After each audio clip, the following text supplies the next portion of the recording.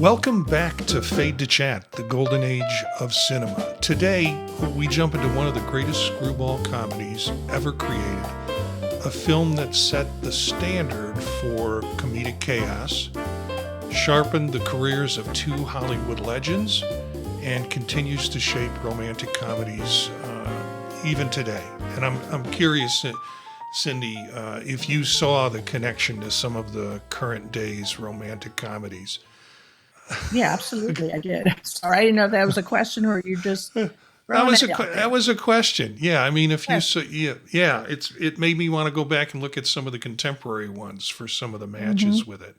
I'm Marty Gensius, joined by co-host Cindy Rotz, and we together are exploring Howard Hawks' wildly inventive and endlessly energetic masterpiece, Bringing Up Baby, from 1938. And it seems we're kind of stuck in the late 30s, early 40s range with the films that we've been doing yet.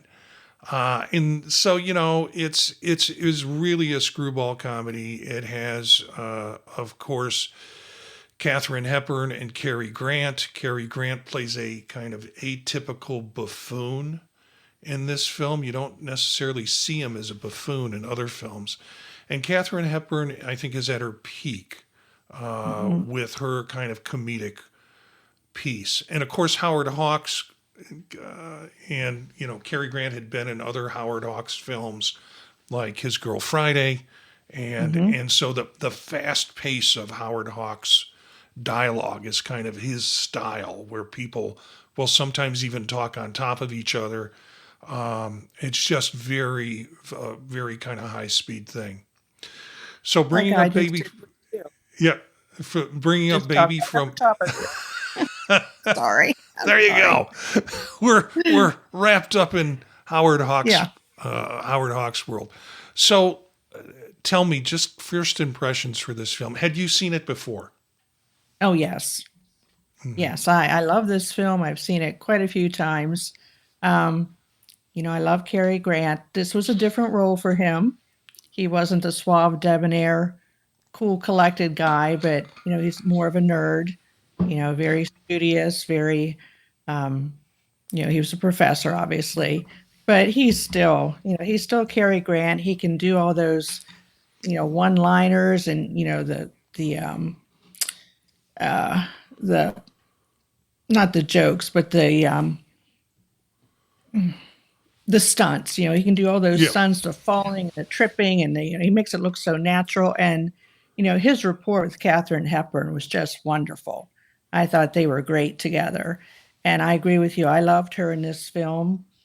She was not, how should I say, she wasn't like that highbrow kind of snooty kind of character like in Philadelphia Story. You could relate to her on a much more a human level. And I really enjoyed her in this film. I thought she was great. Yeah, and she had some films prior to this that did not do well at the box office, and they were beginning to wonder whether she was. The term was box office poison, and so this was kind of a redemption for her in terms of her career. And Cary Grant had a whole series of wonderful film opportunities prior to this. And this just maximized his comedic and acrobatic. Can I say that? Because he was, trained in acrobats and onstage kinds of things where he had a lot of physicality to him. And they took advantage of that in this. They took good advantage of that in this film, I should say. Yeah, absolutely. Yeah. Along with that, Charles Ruggles, May Robinson, Barry Fitzgerald, and Walter Catlett round out the crew. And I'm probably most familiar with Charles Ruggles from previous films and the distinct sound of his voice, I think. Yeah, I looked him up because he looked familiar to me, and I saw that he was in quite a few TV shows. Yeah. Yeah. Yeah, late in his career, I would imagine, because this is 38, and he doesn't look young in this film. No. So, what were key scenes for you in this? Well, I'm going to start with the very beginning. Okay. I only watched this movie twice, believe it or not, because I had seen it numerous times. So I just kind of refreshed my memory. But at the very beginning of the movie, Cary Grant's sitting, on the very top of the dinosaur, and he's sitting with his chin under or his hand under his chin, and I thought, looks like the thinker. Rodin, yeah. And sculptor the thinker. And his fiance comes in and shushes, I don't know, some other guy that had come in, and he says, "Shh, Dr. Huxley is thinking." And I thought, I wonder if they did that on purpose. Well, I don't know. How do you mean on purpose? Oh, the thinker. I see what you mean. The thinker, because she shushed him and said, "Oh, be quiet, he's thinking." And then he did it again at the end of the movie, after she came in and kind of read him the riot act and said, "You're just a butterfly." And he said, "I'm just a butterfly." And this time he's sitting at the bottom of the dinosaur. And again, he's sitting with his head on his fist. And he said, "I'm just a butterfly." And so they did that at the beginning and the end of the movie. And I just thought that was an interesting kind of tie-in to the thinker. Yeah. Don't know if anyone else would notice that or not. Yeah. The dialogue, too, with him and his fiance at the beginning kind of sets the stage. Because he's like, we're going to have a honeymoon, and that means, we're going to be able to blah, blah, blah. And she was like, "Oh, no, no. This is your love right here, this dinosaur." And he was like, "Well, I don't think that's a missing piece of a marriage that I think I'm not too wild about." But they didn't have the kind of, he didn't have the kind of overlay repartee in terms of the dialogue. And it was kind of written straight, I think, in terms of that part. And then he goes to the golf course. And that's where he first encounters Katharine Hepburn's character. And that's where you start to see this relationship that is just confusing. First confusing, but first who's in command. Who's in charge of this relationship. Yes. And so he's almost fallen into another relationship, but he is where someone else is in charge, but he feels a sense of connection to the silliness that and sort of the absurdity in the dialogue that he has with her. The sense that there's got to be a relationship here. She has an interesting mind. She has a way of twisting things around.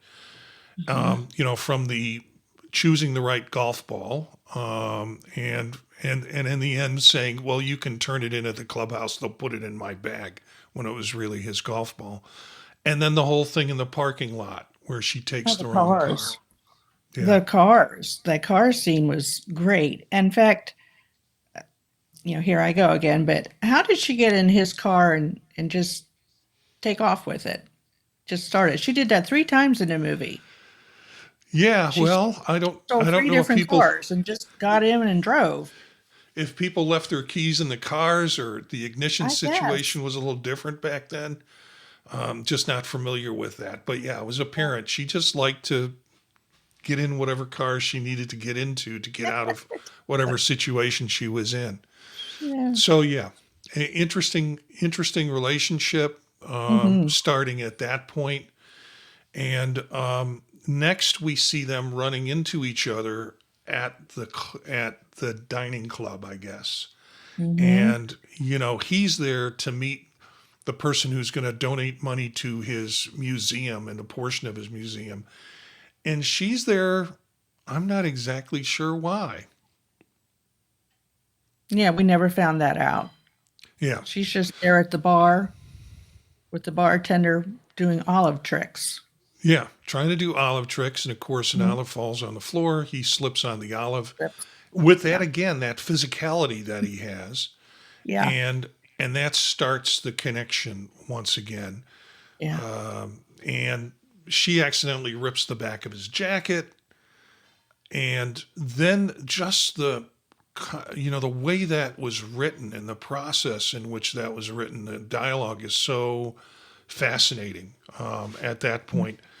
And then he catches his foot, I think, on her gown and tears off the backside of her gown. That was my favorite. Yeah. That she's not aware that it's happened, and then he uncomfortably follows her around trying to cover up her bottom. With his hat. For those of you watching the video, we have a clip of we have a piece of that scene from a still from that scene where he's doing that. But the timing in this was just impeccable. If you follow his movement of the hat from the front to the back, his standing behind her, his moving around her, that was all really kind of complicated movements that were set up. Of course, he also sits on his hat early on when he falls on the olive. So, you have more opportunity for him to kind of look like the buffoon and to protect her from being viewed. And I couldn't find any full shot stills of this. They walk out in a pattern that is just, it's like stiff leg dancing. It is really quite funny the way they do that. And so it's an interesting scene, and the choreography, if you can call it that, in that scene is just amazing, along with the dialogue having to match those movements. That is probably the scene, that's the repeatable scene for me in the film. One of the two repeatable scenes that I'll go back and watch. Sort of like the mirror scene in Duck Soup that we talked about. Yeah. It's one of the scenes you go back and watch again and again. Right. Any comments on that? When you said about they walked out so rhythmically, step by step, you're absolutely right. In fact, when he kind of grabbed her and pulled her to him, he said, "Ready, left foot forward," and they went. Yeah. And it was very quick. And they walked, and of course, everyone's looking at them like, what are they doing? It wasn't a normal walk. It was like out the door. And I read, this is true or not, that was inspired by something that had happened to him previously at the Roxy Theater, that his pants zipper, Cary Grant's pants zipper was down, and it got caught on the back of a woman's dress. And he impulsively followed her. And he told that story to Howard Hawks, and he loved that idea, and he decided to put it in the film. Yeah. What I read was, I read an article about this that was speaking to how much Cary Grant kind of co-scripted this. He would come up with the gags. He would come up with the different little things, and Howard Hawks was perfectly fine with having his characters or his actors contribute in that way. And he had such a talent for movement that these kinds of things, Hawks was all about. It's like, let's do this. And that's no disrespect to the authors of the film, the writers for the film.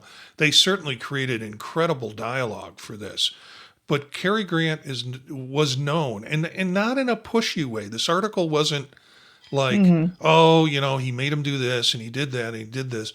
And like you hear some actors get too much into that, but in an invited way and in a co-creative way, which I'm sure is a lot more interesting for actors when that kind of culture is on the set, that they can contribute to it than, okay, here's your lines, read them. No, do it a little bit more this way, do a little bit more that way.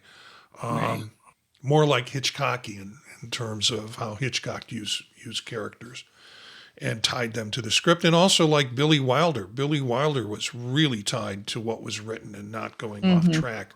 And we covered Billy Wilder with Some Like It Hot. So Right. There were a couple of other. I'll mention one. There are others that I'm sure you can mention. But throughout this film, Cary Grant wears these circular glasses. They almost look like Harry Potter glasses for our contemporary folks, but it's really inspired by Harold Lloyd. Had you seen any Harold Lloyd at all? Okay. No, no. Yeah. But You I read should that also. you should YouTube that and look at some Harold Lloyd. Okay. Essentially a silent film actor who always wore these circular glasses. And it wasn't the intent here. And Harold Lloyd was kind of, in most of the films, a common man. It wasn't he wasn't a buffoon like Mm. Chaplin was in his silent films. But he got himself into some really difficult scenarios that required a lot of physical skill and acrobatic.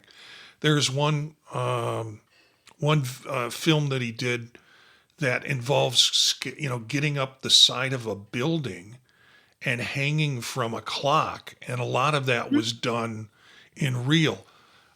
But Harold Lloyd had these circular glasses, and Cary Grant kind of adopted those more to kind of show an academic nerdiness. Now, I'm Mm-hmm. an academic and I don't have circular glasses. However, I've toyed with the idea, just not to look like Cary Grant or Harold Lloyd.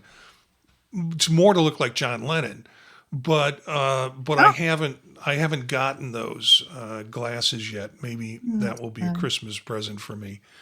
There you go.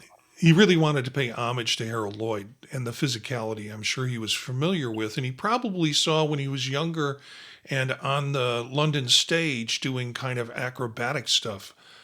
Harold Lloyd stuff is just, his timing, his movement is Okay. just fascinating. Gotta look that up.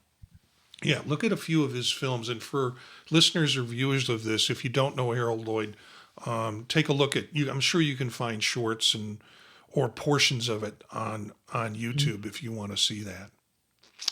Any other trivia or comments you want to talk about in the film? Well, speaking of the glasses, Christopher Reeves modeled his Clark Kent character in Superman after. Really?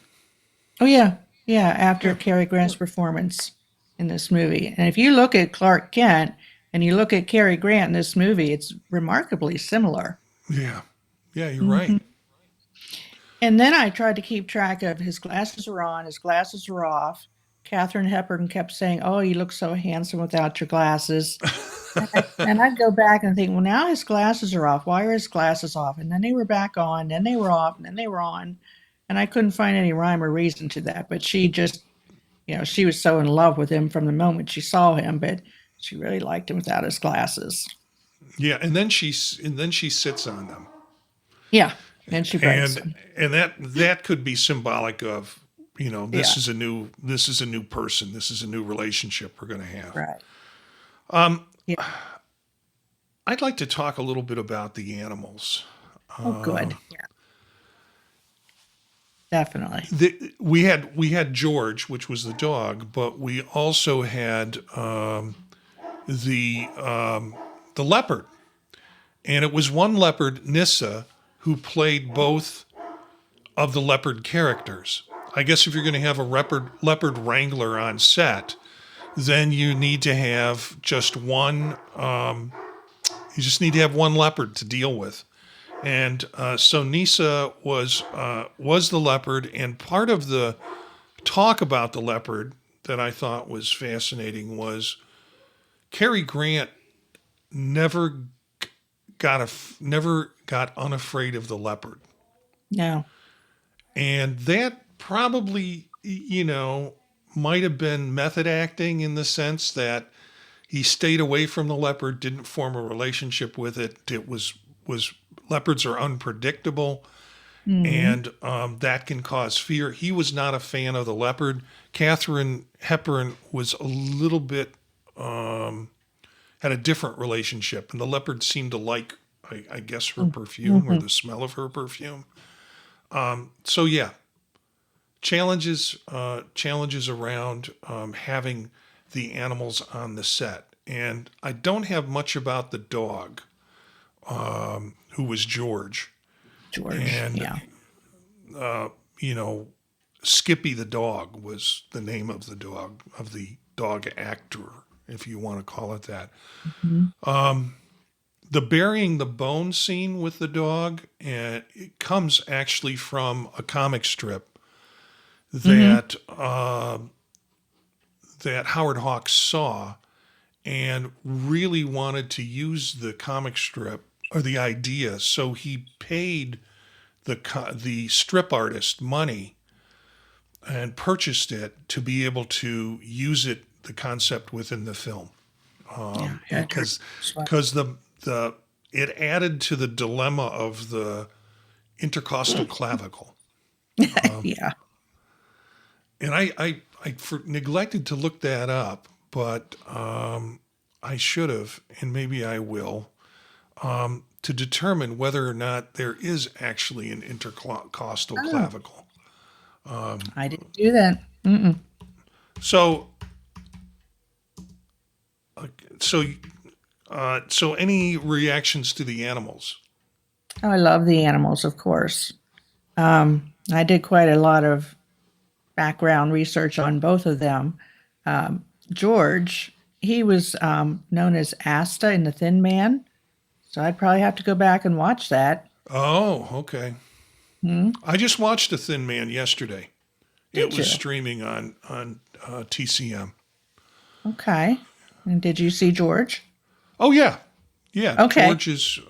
George is Asta, and a character that goes through that is seminal in the Thin Man series, and the Thin Man series went over 14 years or something like that. It was stretched out. There were, because I was looking this up, 5 or 6 Thin Mans, and so I don't think the dog survived that many years.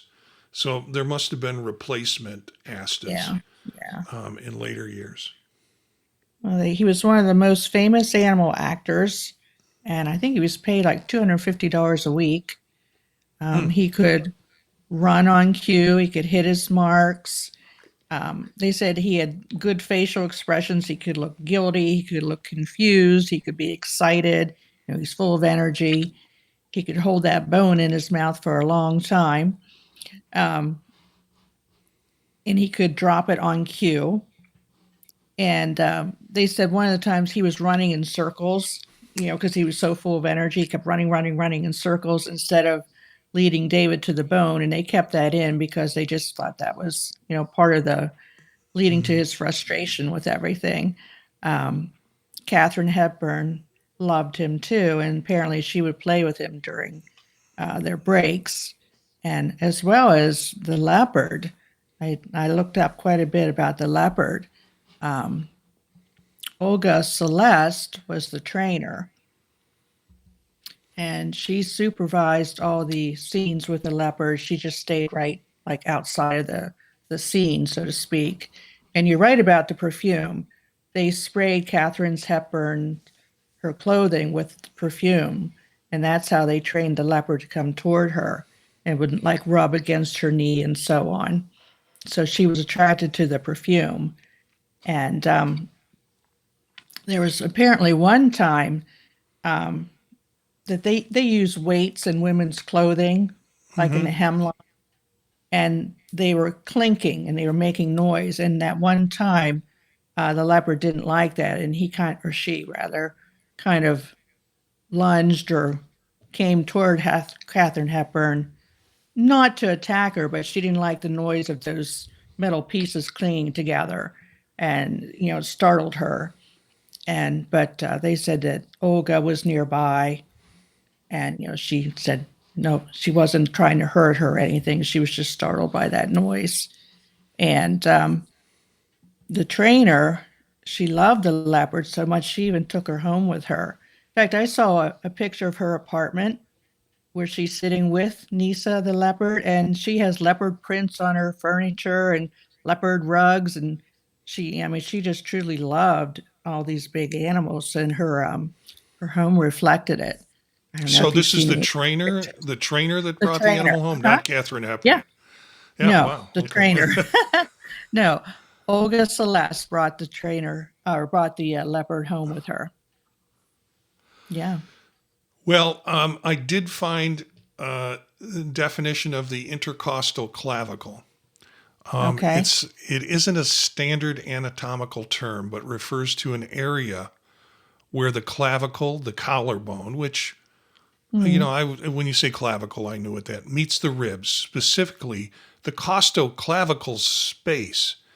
It's crucial for shoulder movement, the space, not the actual bone, and can be okay. involved in rare injuries like intercostal entrapment, where a fractured clavicle presses on ribs or nerves or vessels.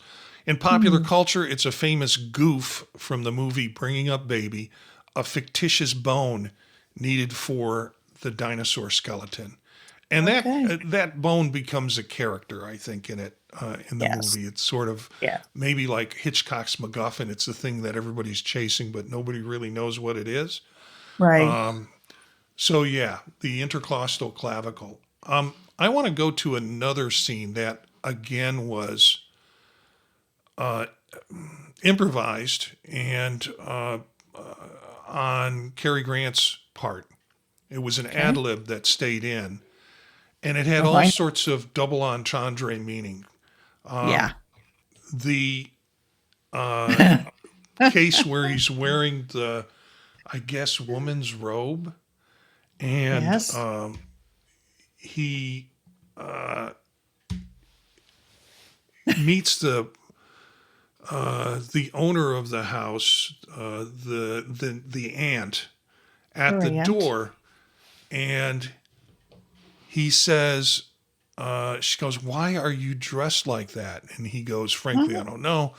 Where who are you, and why are you dressed mm, like that?" And finally, he mm, says, nice and loud, "I suddenly went gay." yep. And or I just went gay all of a sudden Yeah. is the actual line. And it was spontaneous and it was an Mm, ad lib by Cary Grant. But Cary Grant had some male roommates in the past, and the yeah. speculation in Hollywood was that at that time was to questioning his his sexuality and Hmm. his if he was gay or not at the time. And so it kind of was thrown out as a joke. And I don't think it kind of, it didn't reinforce stereotypes, but it was kind of saying, this is a joke, in Yeah. terms of that. So yeah, just an interesting kind of way in which he used the moment to kind of challenge stereotypes with the Hmm. process. Yeah, I enjoyed that scene as well. And she was so exasperated. She keeps saying, why are you wearing those clothes? You look idiotic in those clothes. And he said, I've lost my clothes. He was on his Yeah. way to the gardener's room trying to find some clothes to put on when the doorbell rang. Yeah. And the clothes that he gets in the gardener's room look more like a riding habit than anything else. Yeah. And for those of you watching the video, there's a still shot of him in those clothes. They're short, so the pants Hmm. legs don't go all the way down. He's wearing like sandals and white Yeah. socks, which And look the boots really didn't weird. fit. Yeah, Do you remember he held the boot up to his foot and it didn't yeah, fit? So he ended up with these ridiculous sandals on. Yeah. yeah, with socks. So With it's socks. yeah. And then the scenes evolve to getting into, and they wind up with two leopards, one Hmm. that's escaped from the zoo that's dangerous, and one that's the aunt had actually wanted to have as a pet. Hmm. And all of them go on this chase looking for the leopard. and eventually all of them wind up in jail with the leopard in tow, I think. I don't know if Yes. I've skipped over some pieces of that in terms of the dialogue, in terms of the movie, or any comments that you have on that. Well, the one scene that I liked was when they fell into the water. I forget exactly. She said, "Well, we can just cross right over here," and he went down the bank and just into the Yeah, water, and she slid down, and then they dried their clothes, and I forget what they were doing at that time, looking for the bones still, or it was the I middle of think the they were looking night. for George, Oh, that's because right, they were George looking got for out. George because Okay, George had gotten loose, and I think they were a little yeah, worried that someone might shoot at George. yeah, that's true. So Yeah, that's true. Yeah, yeah, I thought that was a good scene as well. But yeah, it got so chaotic toward the end, that jail scene with the bad, so-called bad leopard, which she didn't know was the bad leopard. And she's dragging him in and dragging him in. She thought it was baby, but in turn it was the bad leopard that had escaped from the zoo. yeah, yeah. So I want to talk about the final scene. Um,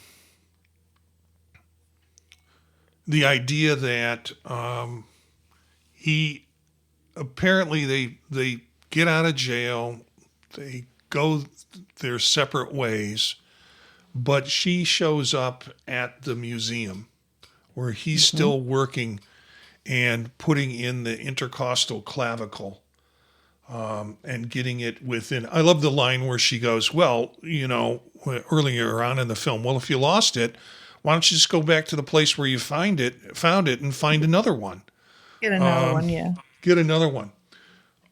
But this scene with them surrounded by the Brontosaurus, where he's working on it, and she comes up to talk to him on a ladder, and the Hmm. ladder starts moving back and forth and swaying back Hmm. and forth. Hmm. And then she eventually gets off the ladder when the ladder falls, and he tries to help her, Yeah. but the issue happens where her weight causes the whole brontosaurus to collapse. One piece about this, and I watched it again this morning, was from the stills, you don't get a sense that there is a lot of, the shots are far, and you're wondering, is this really Cary Grant and really Mm. Katharine Hepburn? So even the still that we just put up, I couldn't remember that there were that many close-up shots where you could clearly see it was both actors Mm. in this. And so, from the far shot where the brontosaurus collapses to then a mid shot where she is clearly grasped and hanging from clearly Cary Grant, Hmm. again shows the athleticism of both of these actors. Hmm. But he used what was a trapeze artist hold on her, where the hand grabs further up the arm, she Hmm. grabs further up Hmm. the arm, and that allows them to kind of support each other's weight in the Right. process, and pulls her up Rather than the hand. Yeah. just by hand. Yeah, Right. they got a much secure grip on each other, which was really a Cary Grant sort of Hmm. childhood move in terms of acrobatics and things like that. So interesting scene. That is my second scene. The first scene I talked about was in the dinner. This is Hmm. my other favorite scene. Just that last piece of the film, where they do this piece, everything collapses, which is typical Wilder, or not Wilder, excuse me, typical Howard Hawks Yeah. kind of chaos that he wants to enter. And I read some essay, it was unclear to me, but it was related to directing, where they showed frame by frame of this, and they were talking about the necessity of chaos in films. And this was the example that they used to talk about it. So, One of the thing I found interesting was it was similar to North by Northwest. yeah. Oh, wow. Yeah. Yeah. Yeah. There she is hanging from the Mount Rushmore, and he pulls her up at the very end and saves her. Yeah. Very similar. I don't know if there's other things in terms about the film, little trivia or bits that you're.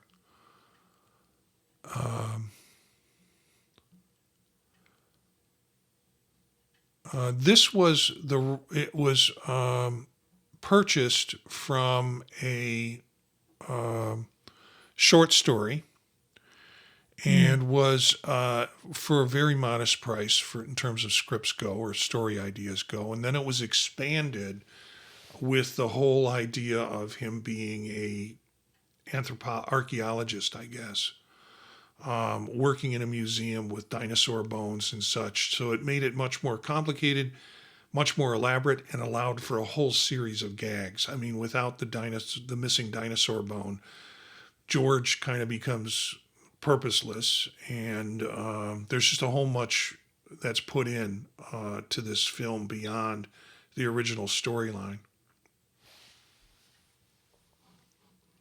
I wrote down a couple of quotes that I thought were particularly interesting to the movie. The one that Cary Grant says is, "Our relationship has been a series of misadventures from the beginning to the end." And I thought that just sums up the entire movie. A series of misadventures from beginning to end. And of course, Katharine Hepburn had her sights set on him from the very beginning. I always find it interesting, these movies, they knew each other for a day, 2 days, Yeah. and she's madly in love with him. And of course, he decides that from the beginning, the fiance, as you said, she was so straight-laced and so matter of fact, and this is our work and this is our life's work, and we're not going to have any fun. We're not going to have a honeymoon. And that really, he found out that after meeting Katharine Hepburn, that's really not what he wanted. Yeah. He wanted some chaos, and he wanted that the fun in his life. And he even says that on the golf. I think it's on the golf course where he says something like, "This is confusing, but I find you somewhat attractive. I'm somehow attracted to you." Yes. So yeah. And when they were taking the leopard in the car, and they hit that big truck full of chickens.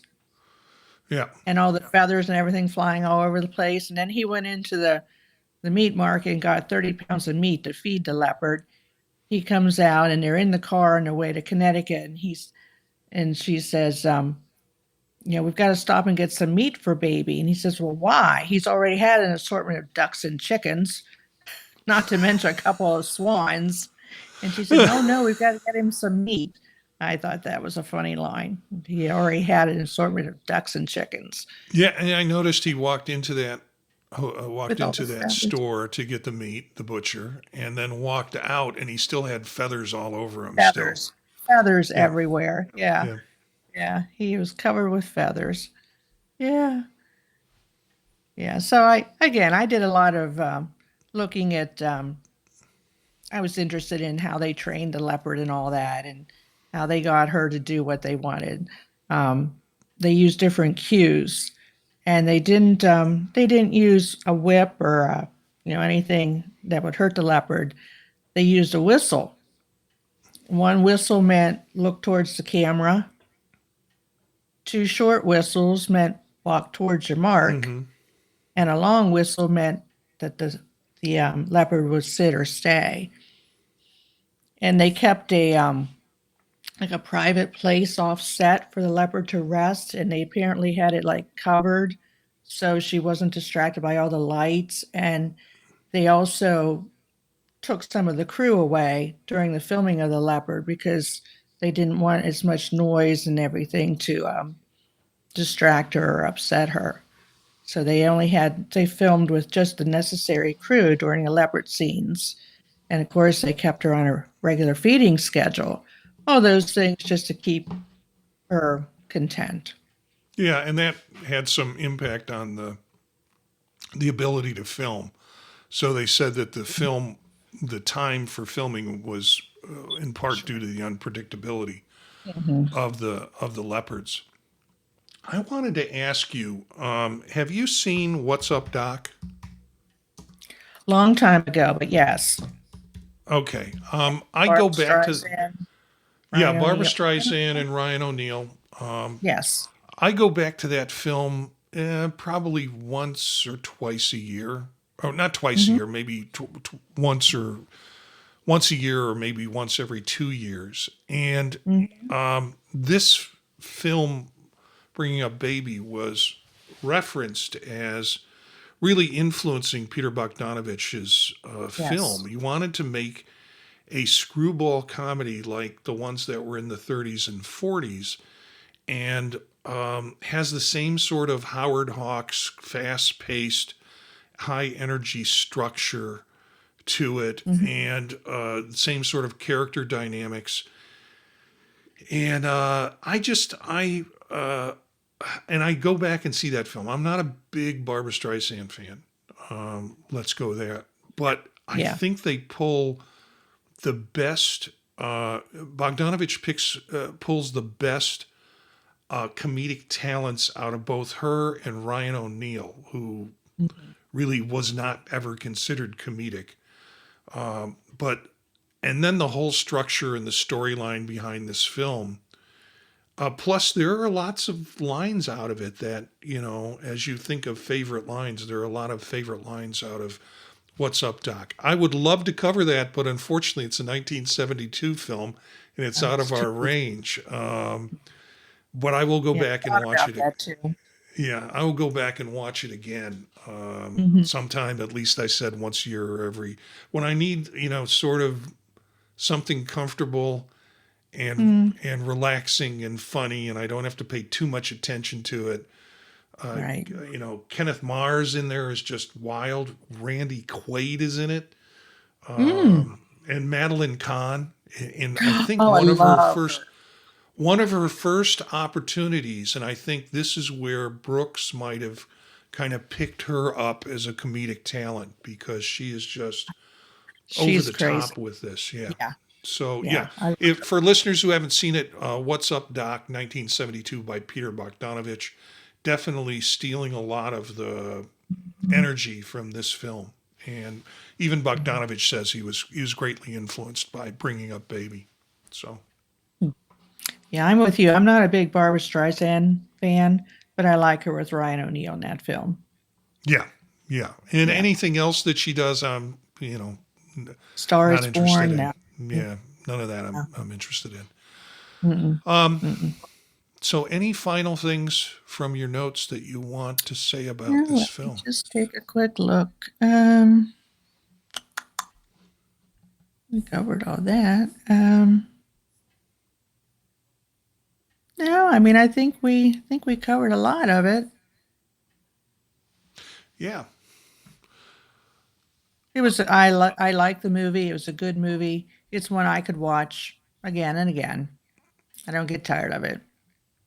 I'm not certain that people are that familiar with this film like I am. Like if you go and you talk to your friends and you say, or like you are too, you go and talk to your friends and you say, have you seen Bringing Up Baby? They're like, eh. It's about the one with the leopard with Katharine Hepburn.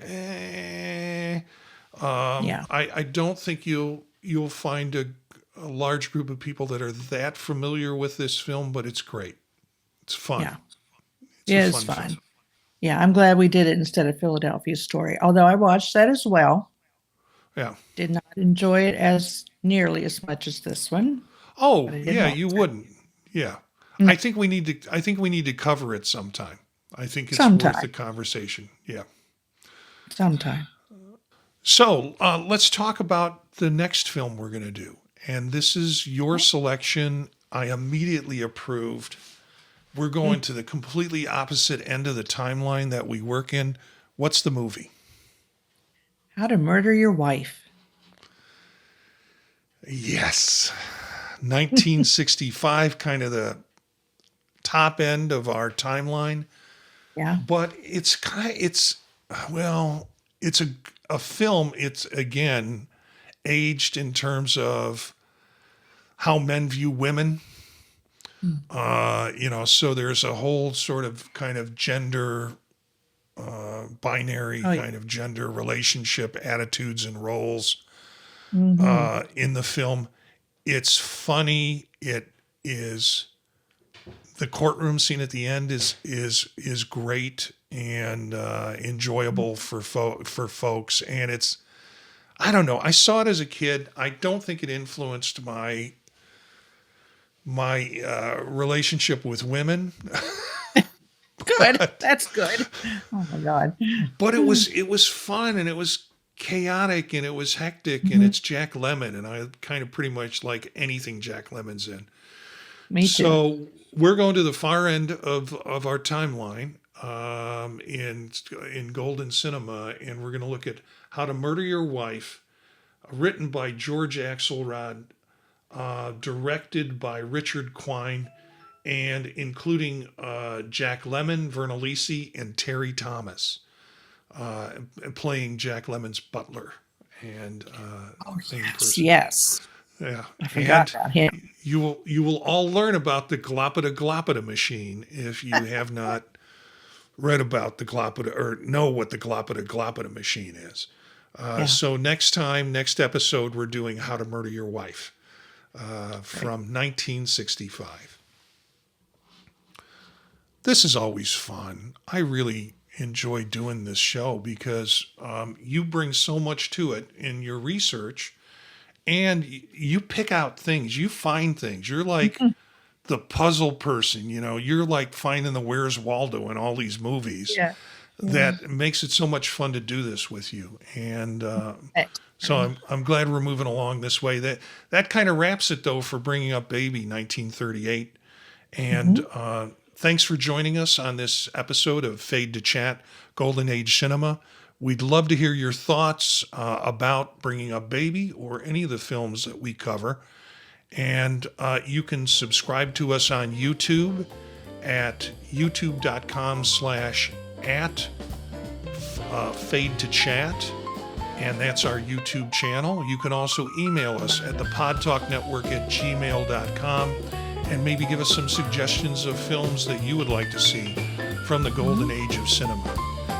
Next film, remember, we're going to do How to Murder Your Wife. Stay tuned for more conversations, more deep dives, and more timeless classics right here on Fade to Chat. And keep the projectors rolling.